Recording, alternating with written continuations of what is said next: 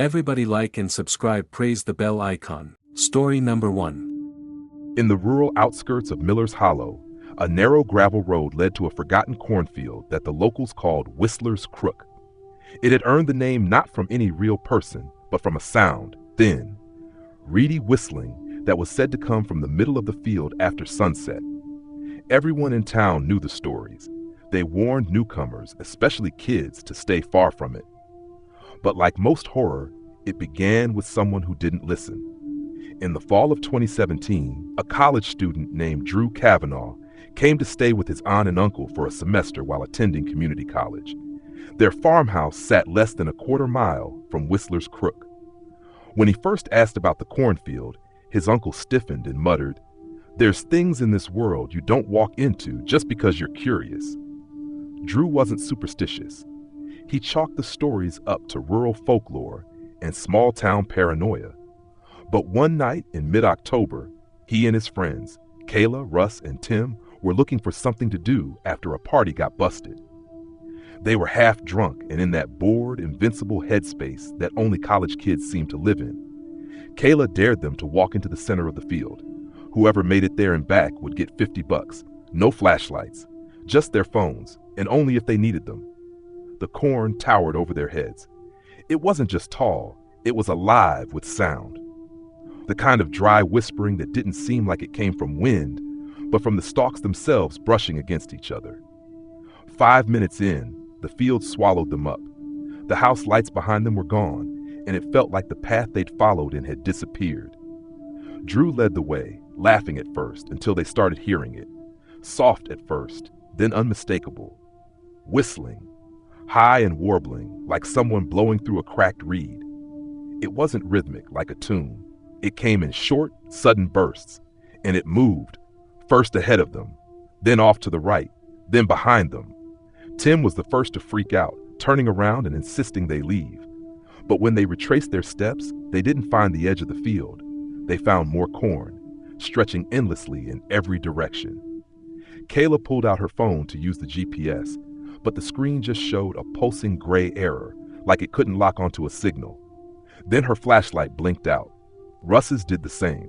One by one, their lights failed, and the only thing they could see came from the moonlight sifting through the narrow spaces between stalks.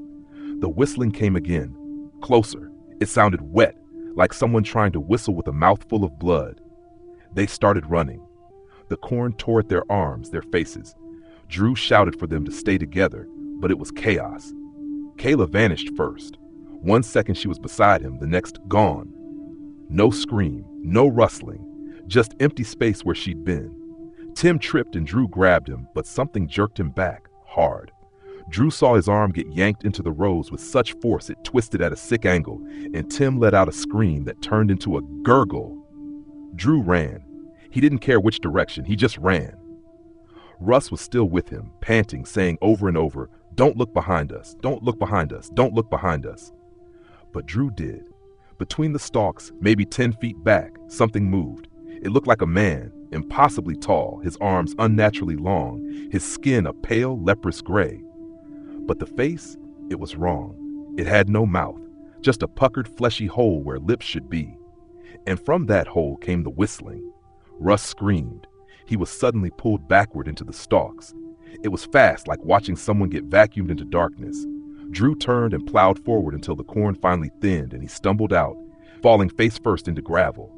He didn't remember running the rest of the way back, just headlights, his uncle's truck. He was screaming when they found him, covered in blood that wasn't his. The search lasted 2 weeks. Cadaver dogs, drones, volunteers. They found nothing. Not even footprints past a certain point in the field.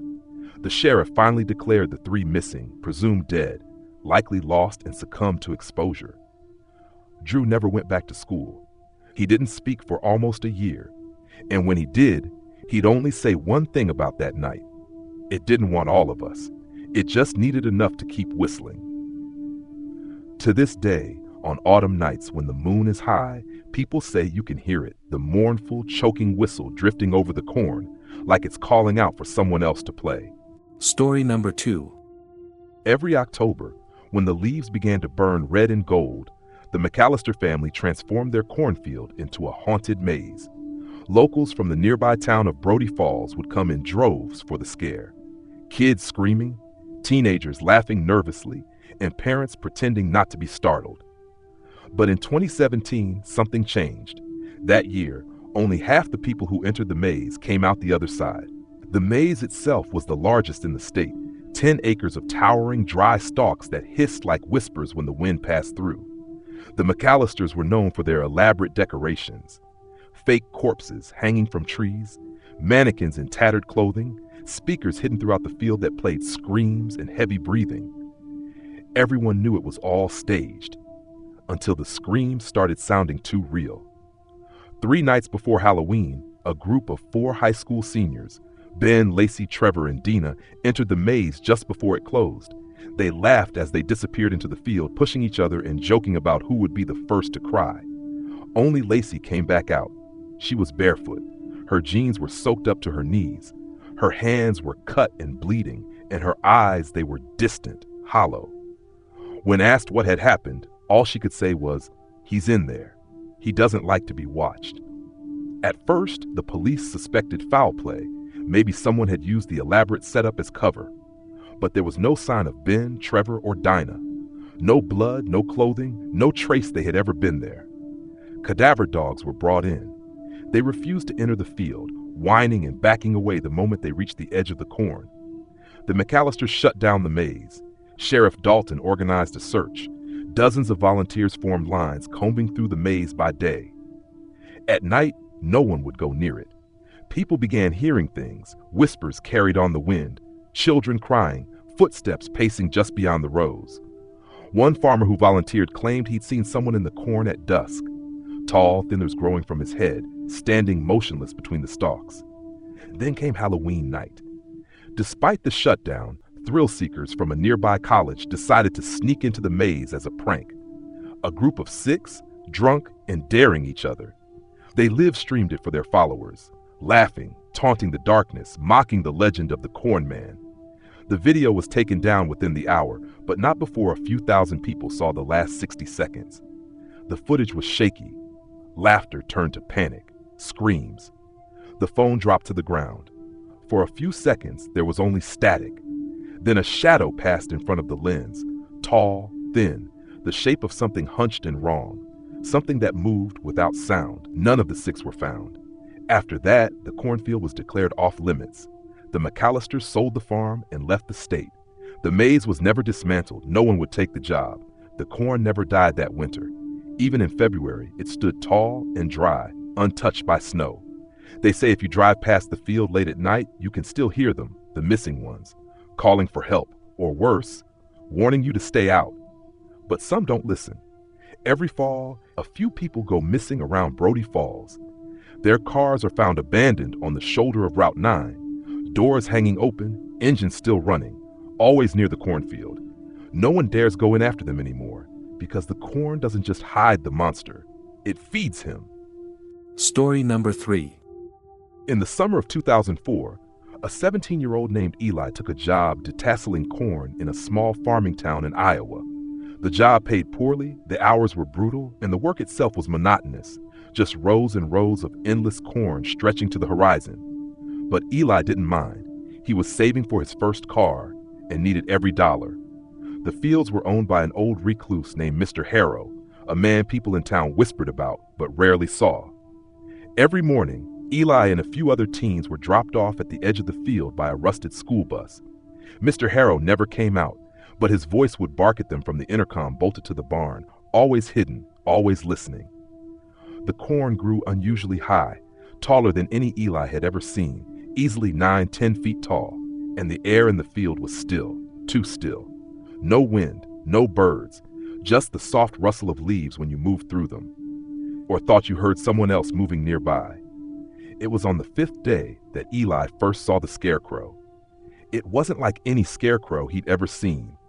Its head was made of what looked like a burlap sack, but it was cinched so tightly around the shape of a face that you could make out its features: sunken cheeks, a twisted grin, hollow eyes.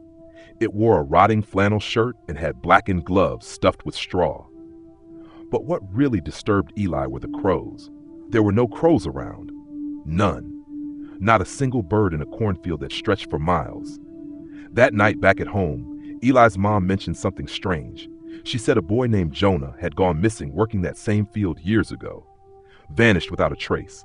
She didn't want to scare Eli, but her voice trembled as she told him not to stay late in the fields. Eli laughed it off. Town gossip. Nothing more. But the next day, something changed. Eli got separated from the others. He turned down a row he thought was the right one, but the corn seemed thicker, the stalks twisted, as if they had grown overnight. The sky above looked darker, though it was still morning. He walked faster, calling out to the others, but no one answered. Then he heard footsteps behind him, crunching softly in the dry dirt. He spun around. Nothing. Just the rustling corn. Then came the whisper. It was right next to his ear. "You're not supposed to be here." Eli ran. He didn't care which way he was going. He just needed to get out of the maze of green. But the rows seemed endless. The path twisted when it should have been straight. The corn was closing in. He stopped when he saw it again, the scarecrow. Only now it was standing in the middle of the row, right in his path. But he hadn't passed it before. It had moved. Eli backed away slowly, and that's when he saw the eyes. The burlap wasn't covering anything. It was the face, and the eyes inside it were real. Bloodshot. Alive. He turned and bolted, finally breaking into a clearing where the barn stood. He collapsed just outside it, breathing hard. When he looked up, Mr. Harrow was there, standing on the porch of the farmhouse, watching. "Field don't like strangers wandering off," he said in his raspy voice. "It remembers." Eli quit the next day, packed up and never looked back. Years later, the field was bulldozed to make way for a housing development, but the construction halted after workers started disappearing, one by one, until only the foreman was left. He told police he heard footsteps in the corn and saw something, watching from within. When they searched the site, all they found was an old scarecrow propped up in the last standing row of corn.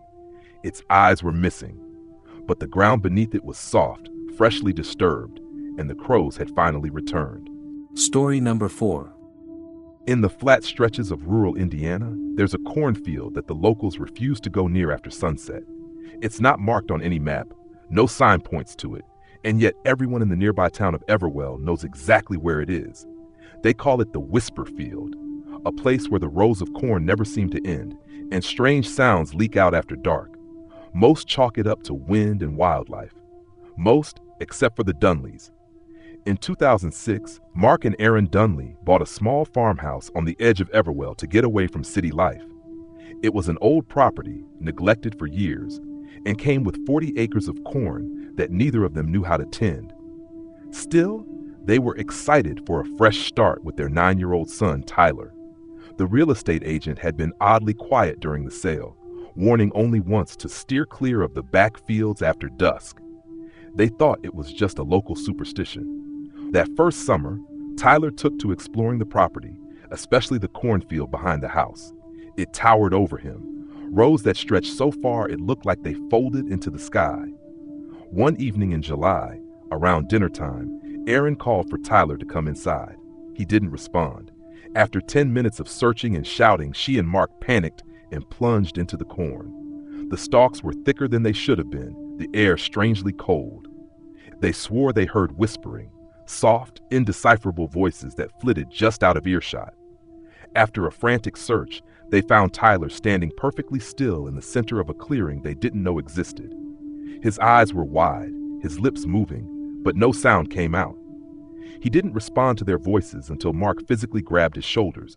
Tyler screamed, an inhuman, guttural sound, then fell unconscious. He woke up hours later with no memory of what had happened. He just kept asking why the thin man wanted him to stay. Over the following weeks, the house grew heavy with unease. Tyler would sleepwalk, always heading for the cornfield. They had to start locking his window shut and nailing his bedroom door closed at night. He talked about the thin man constantly. He said the man lived under the corn, that he needed voices to grow. He said the whispers in the corn were from children who never made it out. Then in late August, Mark disappeared. It was a Sunday.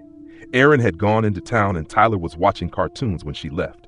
When she came back, the TV was on static and Tyler was sitting on the couch, eyes fixed on the screen. He said Daddy went to go talk to the roots. She found Mark's boots by the back porch, his footprints vanishing into the field. He never returned. The local authorities searched for days. They found nothing. No body, no blood, just rows upon rows of corn and near the center of the field, a second clearing that none of them had ever seen before. In it were dozens of small, weathered shoes and dolls half buried in the dirt. Erin and Tyler left Everwell the following week. She sold the house for a loss, warning the buyer that the field wasn't safe. But nobody listened. People never do. Over the years, stories continue to trickle out of Everwell, of teenagers who go in on dares and never come back, of dogs that vanish without a sound, of low chanting whispers that seem to rise with the mist at dusk. Some say if you stand at the edge of the corn after midnight, you can see a thin figure standing between the rows, perfectly still, watching. He doesn't move. He doesn't speak. But if you listen closely, you'll hear the voices of the lost, children, men, women, all whispering the same thing. Feed the roots. Feed the roots. Feed the roots.